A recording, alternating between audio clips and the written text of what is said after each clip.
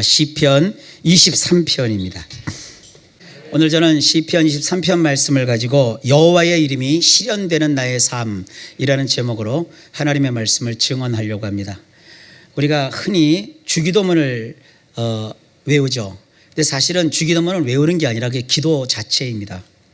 주기도문에 보면 하늘에 계신 우리 아버지요 이름이 거룩히 여김을 받으시오며, 근데 그 앞부분부터 막혀요. 하늘에 계신 아버지라는 말은 좀 이해가 되는데 이름이 거룩히 여김을 받으시오며, 도대체 하나님의 이름이 뭐냐는 거죠. 그러면 아주 얕은 지식으로 하나님의 이름? 그건 예수 아니냐? 근데 예수는 사실 하나님의 이름이기보다는 이 지상에서 주님의 사역하실 때 이 땅에서 얻으신 인간으로서의 이름이세요. 그러니까 예수라는 말 자체는 우리 예수님의 이름이기는 하지만 그것이 공식 명칭은 아니에요. 구약에는 이 예수라는 이름이 히브리 말로 여호수아 혹은 호세아라고도 쓰였습니다. 그리고 영어권에서는 이 예수라는 말을요 조슈아라고 합니다. 우리 교회도 조수아가 있는데 조슈아라고 합니다. 그러니까 예수라는 뜻이에요. 그건 이제 인간의 몸을 입고 오신 예수님의 이름이고, 예수님의 공식 명칭은 메시아 혹은 그리스도입니다. 근데 그런 것 말고 성경에 직접적으로 우리 하나님의 이름에 대해서 쭉 나와요. 근데 그 이름이 뭔지 오늘 말씀을 통해서 제가 여러분들에게 설명해 드릴 거고요. 그 다음 구절이 또 이해하기가 어려워요. 이름이 거룩히 여김을 받으시오며, 이 거룩히 여김을 받다, 이게 도대체 무슨 뜻인가? 이걸 잘들 모르시더라고요. 거룩이라는 말 자체도 굉장히 어려운 말이거든요. 이 거룩히 여김을 받으시오며라는 말을 원문에 보면 하기야조라고 되어 있어요. 이 하기야조라는 것이 뭐냐면 신앙적으로 믿고 있는 바가 나의 실제 삶에서 실현되다, 이런 뜻이에요. 그러니까 하나님의 이름이 거룩히 여김을 받으시오며라는 것은 하나님이 가지신 그 이름이 나의 삶에 그대로 실현되게 하옵소서, 이런 뜻이거든요. 그러니까 주기도문을 그냥 외우기만 하면 이게 별 의미가 없어 보여요. 하나님의 이름이 거룩히 여김을 받으시오며, 이것은 하나님이 가지신 그 이름이 나의 실제 삶에 그대로 재현되게 하소서, 이루어지게 하소서, 이런 뜻이거든요.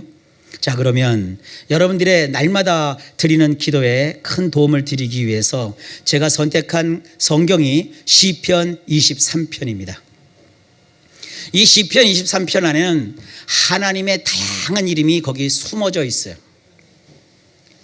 원문으로 시편 23편을 보면 하나님의 이름이 또박또박 나오지 않지만 의미상으로 하나님이 가지신 그 이름이 거기 다 배어 있어요. 그것을 오늘 여러분들에게 드러내서 밝히 보여드리려고 합니다. 근데 우리 성경으로는 그것이 좀 감추어져 있어서 알기가 힘들어요. 그래서 시브리 원문을 제가 번역을 해서 우리 성도님들에게 제공을 해드렸습니다.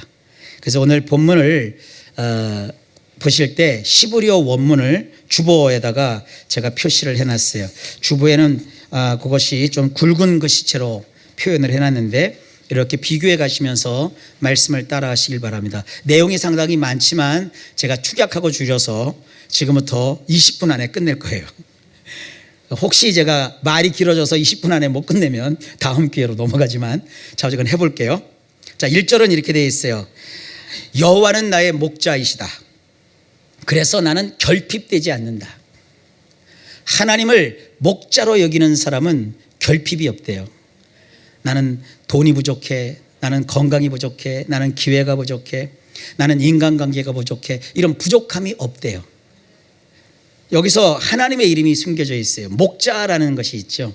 그래서 여호와는 나의 목자이시다, 이것이 여호와 로이라고 합니다. 우리가 말하는 이 여호와라는 말은요, 사실 유대인들은 한 번도 발음해 보지 않은 이름이에요. 이해가 잘 안 되죠. 아니 그냥 여호와라고 쓰고 발음하면 되지.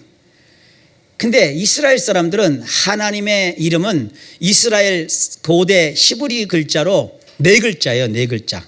그래서 이 네 글자를 특별히 구분해서 신명사문자라고 합니다. 신의 이름을 담은 네 가지 글자, 이것은 써놓고 그들이 절대 발음을 안 해요. 목에 칼이 들어와도 발음을 안 해요. 그러니까 유대인 그 서기관들이 여호와라고 쓴 글자 옆에다가 붙였어요. 뭘 붙였냐? 주인이라는 뜻의 히브리 말 아도나이를 붙였어요. 그래서 성경을 쭉 그들이 읽다가 이 여호와라는 신명 사문자가 나오면 그 사문자는 눈으로만 보고 옆에 쓰여 있는 아도나이라는 말로 읽었어요. 그러니까 발음을 안 한 거예요. 발음을 안 하니까 궁금한 거죠. 이스라엘 사람들에게 아무리 꼬셔도 그들이 발음을 안 해요. 몰라서가 아니라 안 하는 거예요. 그러니까 이 독일 사람들이 되게 좀 치밀하고 논리적이고 약간 좀 무모한 게 있거든요. 독일 사람들이 좀 그런 성향이 있어요. 그래서 독일 사람들이 이것을 억지로 발음을 했어요. 그게 뭐냐? 야외라고 발음을 하는 거예요. 근데 중국 사람들이 성경을 번역하면서 중국 음역으로 그냥 아주 여호와라고 해버렸어요. 그러니까 우리 성경을 번역할 때 우리 성경은 그냥 여호와라고 갖다 쓴 거예요. 여호와 증인이라는 이단자들이 쓰는 여호와하고는 전혀 다른 개념이에요. 영어에서는 이 여호와를 다 The Lord, 주님이라고 번역해서 써요. 그러면 구약에 이 여호와라고 표기된 것은 신약에 오면 예수님께서 그렇게 말씀하시거든요. 내가 그이니라. 에고 에이미라고 하셔요. 내가 바로 구약의 그 여호와니라고 표시를 하셨습니다. 그래서 여호와라는 것은요, 이스라엘은 발음을 하지 않는다. 근데 우리 성경은 중국식으로 따서 여호와라고 발음을 그냥 한다. 근데 요즘은 추세가 여호와라는 발음은 잘 쓰지 않는다. 여호와라는 말 대신에 그냥 우리가 흔히 말하는 주 혹은 주님이라는 말을 쓴다. 이 정도는 상식으로 여러분들이 잘 알고 계시길 바랍니다. 여호와라고 불리는 이 주님의 존재 방식은 삼위일체예요. 여호와라는 이름 속에 성부, 성자, 성령, 이 삼위일체 하나님이 다 들어가 계시는 거예요. 이 삼위일체 하나님이 인간의 몸을 입고 우리 가운데 오셨는데 그분이 바로 예수님이세요. 그래서 지금부터 제가 하는 여호와의 이름, 하나님의 이름을 그냥 우리는 편의상 여호와 로이라고 하는데 이것은 이런 뜻이에요. 주님, 예수님은, 우리가 믿는 하나님은 곧 로이, 목자이시다. 이런 식으로 이해하시면 돼요. 그러니까 예수님이 나의 목자이심으로 나의 인생에 결핍함이 없대요. 우리가 주기도문을 기도할 때 하나님이 가지신 그 이름이 거룩히 여김을 받으시옵소서. 이건 뭡니까? 목자이신 주님이 나의 인생의 진정한 목자가 되셔서 나의 인생에 무엇 하나도 결핍함이 없는, 부족함이 없는 인생이 되게 하여 주옵소서. 지금은 내가 가진 것이 없고 보이는 것이 없고 귀에 들리는 것이 없어도 그것을 믿음으로 붙잡았을 때 하나님이 그것을 이루어 주시는 겁니다. 이 원리를 우리 대한민국 사람들은 잘 체험을 했어요. 70년대 초반에 우리 대한민국은 정말 태국보다 못 살았고 필리핀보다 못 살았어요. 태국과 필리핀은 1970년대 초반이나 지금이나 별로 달라진 것이 없어요. 근데 우리는 1970년대 추억의 그 영상을 보면 어떻게 이런 데서 우리가 살았는가 싶을 정도로 큰 발전을 이루었어요. 그 70년대 초에 대한민국에서 많은 사상가와 정치인과 또 교회가 사람들에게 심어줬던 꿈이 뭐냐? 우리도 잘 살 수 있다. 우리도 좀 답게 살 수 있다. 이런 희망을 주었어요. 우리도 부족할 것이 없는 그러한 세상을 만들겠다. 그래서 이루어진 것이 한강의 기적이라는 거 아닙니까? 이거를 어떤 분들은 비난도 해요. 그러나 어떤 인물을 비난할 수는 있지만 한강의 기적을 이룬 것은 그 당시에 열심히 그 시대를 살았던 도시 근로자들, 그리고 정말 내 집 앞을 쓸었던 그 저희 세대의 초등학교, 그때 국민학교죠. 국민학교 학생들, 뭐 그런 사람들이 이 나라를 이렇게 멋지게 가도록 틀을 잡아놓은 거 아니겠어요? 이거는 어떤 사람이라도 거부할 수 없는 것입니다. 그때 우리가 그런 거 하지 않았으면 우리나라는 여전히 기아에 허덕이는 그런 세상을 살 수밖에 없었을 거예요. 여러분이 신앙을 가질 때 하나님의 이름이 얼마나 중요한지는 이런 데서 발견할 수 있어요. 여호와를 나의 목자로 삼은 자들에게는 하나님이 결국 부족함이 없게 하여 주실 겁니다. 부족한 것이 있다고 해서 좌절하고 절망하고 남과 비교하고 막 괴로워하지 마세요. 하나님을 나의 목자로 삼으셔서 주님을 붙잡으세요. 목자이신 하나님께서 다양한 방법을 통하여 우리의 인생 속에 부족함이 없게 하실 줄 믿습니다. 2절에 보면 푸른 새순이 돋아있는 목초지들에 그가 나를 눕게 하시며 쉴 수 있는 물들 옆으로 그가 나를 인도하시는도다. 우리 성경은 풀밭이라고 번역했지만 원래 원문은 이게 풀밭이 아니에요. 새순들이 돋아있는 목초지예요. 목초지들은 양들이 밥을 먹는 곳이죠. 목초 자체가 양들이 먹는 양식이잖아요. 근데 그 풀들도 종류가 있어요. 대쉬라는 그 풀이 있는데 이것은 풀의 새순, 새싹을 뜻해요. 파릇파릇 올라오는 그 새순이 이 양들이 가장 좋아하는 양식이래요. 우리 주님께서는 목자이셔서 양인 우리를 어디로 인도하시느냐? 이 푸른 새순이 있는 대쉬가 널려 있는 그런 목초지로 인도하셔서 거기서 눕게 하신대요. 누워서 잔다는 게 아니라 그곳에서 양들이 풀을 아주 자유롭게 한가로이 뜯어 먹을 수 있게 하신다는 거예요. 그리고 먹고 나서 쉴 수 있는 물 옆으로 그 양들을 인도한대요. 여기에 배어 있는 하나님의 이름이 뭐냐? 여호와 샬롬입니다. 여호와 샬롬이라는 것은 우리가 생각하는 그러한 그냥 평화로운, 여러분 인간은 이 땅에서 피스, 이 평화를 언제 경험했을까요? 인간 역사에 보면 이 평화를 인간들은 경험을 못했어요. 평화는 우리 예수님이 주시는 거예요. 내가 너희에게 평안을 주노라. 이것은 세상이 너희에게 주는 것과 같지 아니하니라. 세상에 주는 평화는 돈이 우선 있어야 평화롭지요. 그럼 돈이 많은 집에 들어가면 거기 평화가 있을까요? 글쎄 올시다라고 제가 말할 수 있어요. 저는 목사니까 저는 가진 것이 없고 부자는 아니어도 부잣집을 가끔 방문할 때가 있어요. 예전에 저는요 63빌딩 회장님 비서실을 거쳐서 회장실도 한번 가본 적이 있어요. 예전에 저는 신학교 졸업할 때 무슨 일이 있어서 청와대도 갔다 온 적도 있어요. 청와대에 일하는 계시는 그분보다 부자가 이 세상에 있나요? 제가 그때 청와대를 갔었을 때 그 시절은 어떤 시절이냐? 근데 국제화학이라는 그 큰 회사가 있었는데 용산 옆에 청와대에 계신 그분한테 밑벌 갖고 그 회사가 다음 날부터 도산해 버렸어요. 그래 온 세상의 권력을 다 가진 그 청와대도 가봤는데 거기 분명히 신문에는 전국에 모인 대학생 대표들과 대통령 내외께서 오찬을 즐겼다 이렇게 나와 있는데 그날 그 대통령 영부인은 안 나왔어요. 근데 방송은 신문 매체에서는 그렇게 막 과장해서 얘기를 하더라고요. 제가 볼 때 아마 둘이 좀 사이가 안 좋았던 것 같아요. 그러니까 이 세상 것을 다 가진 그 청와대 밀실 안에서 정말 평화가 있을까 하는 생각을 그때부터 했어요. 이 세상 그 어디에 평화가 있을까요? 크게 성공하지 못한 사람은 크게 성공한 사람을 부러워하면서 거기에 평화가 있을 것 같다고 생각하지만 아니에요. 이 땅에서의 성공은 평화가 있는 것이 아니라 책임감이 붙어요.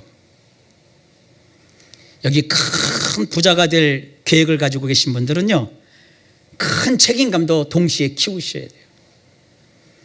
책임감 없는 부자는요 세상을 망칩니다. 나는 지금도 세상의 갑부들을 보면서 부러운 게 있어요. 외국 갑부와 우리나라 재벌들과 좀 차이가 있더라고요. 외국 갑부들은 기부를 그렇게 많이들 하시더라고요. 조건 없는 기부들을 그렇게 하시더라고요. 근데 우리나라 좀 큰 재벌들은 조건 없는 기부 그런 거 잘 못 하시더라고요. 우리나라에 많이 부족한 것이 그런 부분이에요. 그러니까 제가 여러분에게 도전과제를 드릴게요. 우리가 여호와 샬롬을 경험했잖아요. 이 가운데 아주 큰 갑부들이 좀 많이 나오시길 바라요. 그럼 여러분들이 책임감을 더해서 세상 사람들에게 예수님이 주시는 그 평안을 나누어주는 그런 일도 좀 감당하실 수 있기를 바랍니다. 여기 여호와 샬롬이 있어요. 그 다음에 내 영혼을 소생시키시고 자기 이름을 위하여 의의 길로 인도하시는도다. 여기 하나님의 이름이 여러 개가 들어있어요. 소생시킨다는 말은요, 뭐냐, 여기서 내 영혼이라고 번역한 것은 우리 속에 보이지 않는 그런 영혼만 뜻하는 게 아니라, 이게 원래 원문에는 네페시라고 되어 있어요. 이 네페시라는 말은요, 우리의 영혼, 우리의 마음, 우리의 양심, 때로는 우리의 육체를 네페시라고 하는 거예요. 그러니까 하나님께서는 우리의 전 존재, 나를 구성하고 있는 모든 존재를 돌아오게 하는 분이세요. 우리 성경은 그것을 소생시키신다고 했는데, 이것은 소생시킨다고 번역한 것은 의역이에요. 원래 소생시킨다는 말은 뭐냐, 슈브라고 해서 돌아오게 한다는 거예요. 정신이 돌아오게 하는 거예요. 육체의 건강이 돌아오게 한다는 거예요. 나의 영혼, 하나님을 멀리 떠난 내가 하나님께로 돌아온다는 거예요. 이거를 우리는 다른 말로 치료 혹은 신유라고 하는 거예요. 하나님께서 우리를 치료하신다고 해요, 날마다. 근데 이거를 히브리어의 말을 조금 배운 분들이 여기서 우리를 치료하시는 하나님을 얘기할 때 여호와 라파 자꾸 그래요. 근데 우리 성도님들만큼은 정확하게 썼으면 좋겠어요. 이 라파라는 말은 그가 고친다 이런 뜻이거든요. 근데 여호와 라파라고 해버리면 어떻게 되느냐, 그가 여호와를 고친다 이렇게 돼요. 그래서 이것을 수동형으로 이렇게 바꿔야 돼요. 바꾼 게 뭐냐, 원래 원문대로면 여호와 로페카예요. 그것은 여호와께서 우리를 고치신다가 되는 거예요. 그래서 우리 성도님들은 라파라고 하지 말고 차라리 두 글자로 제가 알려드릴게요. 로페라고 하는 것이 맞습니다. 그러나 절대 다른 교회 교인들하고 라파냐 로페냐 이거 갖고 싸우지 마세요. 그건 가장 바보 같은 짓이에요. 왜냐하면 이 히브리 말은요, 지금 현 인류가 사용하지 않는 죽은 언어예요. 그래도 라파라는 말보다는 로페라는 말이 훨씬 제대로 된 성경의 표현이니까 우리 성도님들은 로페라고 쓰시길 바랍니다. 원래 원문은 여호와 로페카입니다. 우리의 의사이시라는 뜻이에요. 이 라파는 치료하다는 뜻이고요, 로페는 의사라는 명사거든요. 예수님은 공식적인 의사이세요. 여러분의 의사가 누구냐? 예수님이시라고요. 예수님께서 나를 치료하신다고요. 그래서 예배 때마다 제가 그걸 믿고 치료하시는 예수님께 부탁드리는 거예요. 우리 성도님들을 치료해 주세요. 우리 성도님들을 고쳐주세요. 하나님은 오늘도 우리를 고치시는 분이십니다. 그 다음에 자기 이름을 위하여라고 했죠. 하나님의 이름이 있는데 그 중에 아주 대놓고 나는 너희를 거룩하게 만드는 하나님이다라는 하나님 이름 자신을 표현한 성경 구절이 있어요. 거기 보면 여호와 메카디시켐이라고 되어 있거든요. 저는 이것을 줄여서 여호와 메카데시라고 늘 가르쳐요. 나를 거룩하게 하시는 하나님. 여기서 말하는 이 거룩이는 아까 말한 하기야저와는 좀 다른 의미예요. 하나님이 우리를 거룩하게 만드는 건 세 가지 의미가 있어요. 하나는 뭐냐, 깨끗하게 씻어낸다. 제가 제일 좋은 게 이건 대파 갖고 제가 설명을 드려요. 자, 대파 한 단을 샀어요. 흙이 그대로 묻어 있어요. 그 묻어 있는 흙을 다 씻어내는 거예요. 다 털어내는 거예요. 그것을 다 털어내는 거예요. 그것이 거룩이에요. 대파를 털어내놓고 나서 그대로 먹나요? 이제 거기서 이렇게 먹을 부분을 다시 찾아내죠. 대파의 그 밑둥이를 잘라내고 또 이렇게 다 손질을 하죠. 이것이 또 거룩이에요. 그러면 통째로 집어넣나요? 라면 끓이는데 대파 쓸 때 송송송송송송 파송송 쓸잖아요. 라면에 맞게끔 파송송송송송 쓰는 거예요. 육개장에 넣을 때는 송송 안 쓸고 굵직굵직하게 쓸죠. 이렇게 다듬는 것을, 용도에 맞게 다듬는 것을 거룩이라고 하는 거예요. 그러니까 하나님께서 메카디시켐, 우리를 거룩하게 하시는 그 하나님께서는 우리를 붙잡으셔서 우리에 있는 모든 죄를 털어버리시고 하나님 보실 때 아름답지 못한 것을 다 씻어내 주시는 거예요. 그의 보혈로 우리를 씻어주시는 거예요. 이것이 나의 삶에 그대로 실현되도록 날마다 우리가 기도하는 거예요. 그리고 하나님께서 나의 모습 속에서 쓸만한 부분만 챙겨가시도록 기도하는 거예요. 사람마다 장단점이 다 있습니다. 하나님 우리의 단점을 뭐 고쳐서 쓰시기도 하지만 대개는 우리가 갖고 있는 한두 가지 장점을 빛내게 하시는 거예요. 근데 대개 부모들은 자기 자식을 잘 못 봐요. 오늘부터 기도하세요. 하나님, 나의 자녀의 장점을 보이게 하소서. 그럼 또 이렇게 얘기하는 분들이 있어요. 아무리 찾아봤는데도 장점이 안 보인대요. 그건 여러분들이 아직 하나님이 눈을 안 열어주셔서 그래요. 하나님, 내 자녀가 가진 그 장점을 나도 보게 하소서. 아멘 소리가 좀 작은 것 같아. 자녀에게 분명히 거기 장점이 있어요. 하나님은 그것을 들어 쓰신다고요. 그러니까 기도하는 거예요. 하나님은 여호와 메카데 시켐, 거룩하게 하시는 하나님이라고 했으니까 우리 자녀도 거룩하게 하실 것입니다. 하나님, 그래서 내 자녀의 장점이 드러나게 하옵소서. 그걸 통해 하나님이 일하시는 거예요. 제가 옛날에 한번 간증을 했던 적이 있어요. 어차피 오늘 여기까지밖에 못하겠네, 시간이. 다음 주에 또 할게요, 뒤에. 서울에 그 수영하러 이제 그 등촌동인가 염창동인가 동로도 다 깔아놓았네. 등촌동에 가면 KBS 88 체육관이 있어요. 거기 수영장이 있거든요. 거기 수영장에 딱 갔더니 그 수영장에 완전히 그 연세 드신 분 또 중년 이상 되면 그 잡담하는 데거든요. 샤워장에 딱 들어가니 사람들이 다 씻고 와서 이제 앉아가고 서로 잡담을 하는데 한 사람이 그런 얘기를 하는 거예요. 세상에 말이야, 내가 다니는 회사의 사장이 고등학생이야, 그러는 거예요. 그래서 그 얘기가 솔깃하잖아요.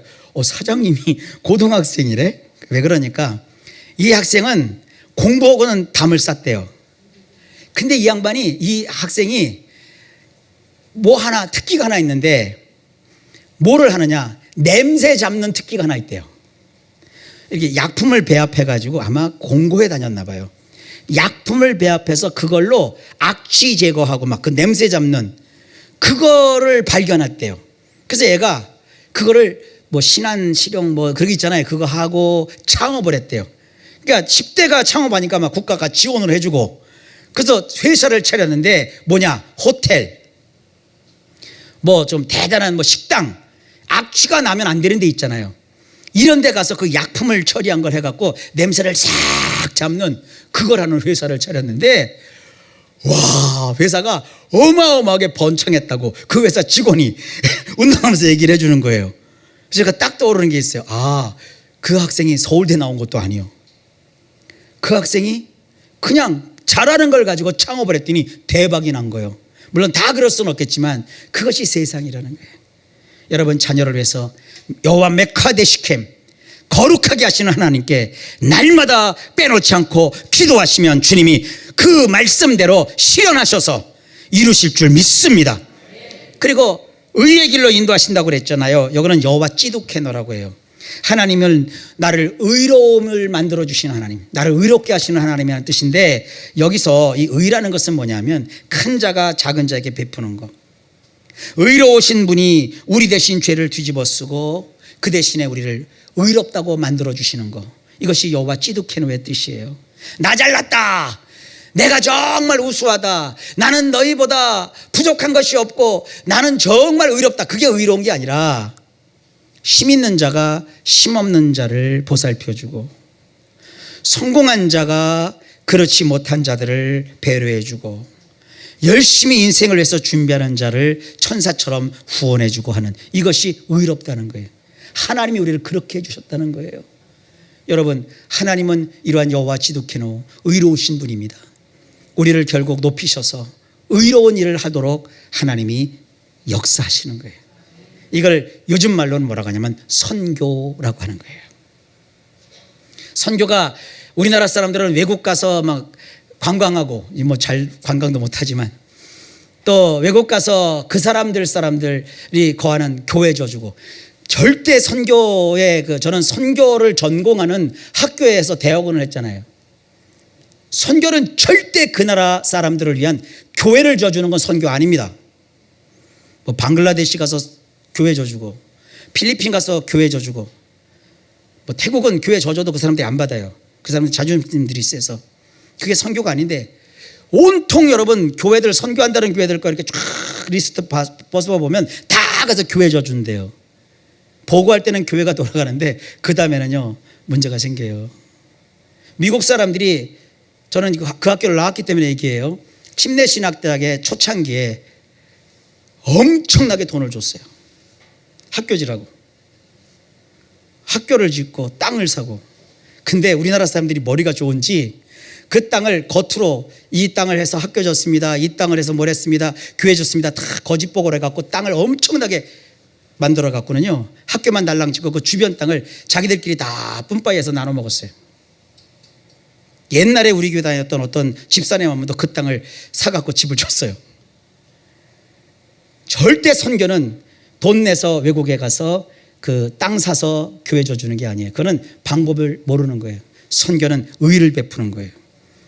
그 땅에 우리가 가서 공부가 필요한 자들 선택해서 공부할 수 있는 길을 열어주고, 배고픈 사람들 당장 굶어 죽지 않도록 먹을 것을 주고 입을 것을 줄지언정 부동산을 주고 부동산을 세워주면 안 돼요.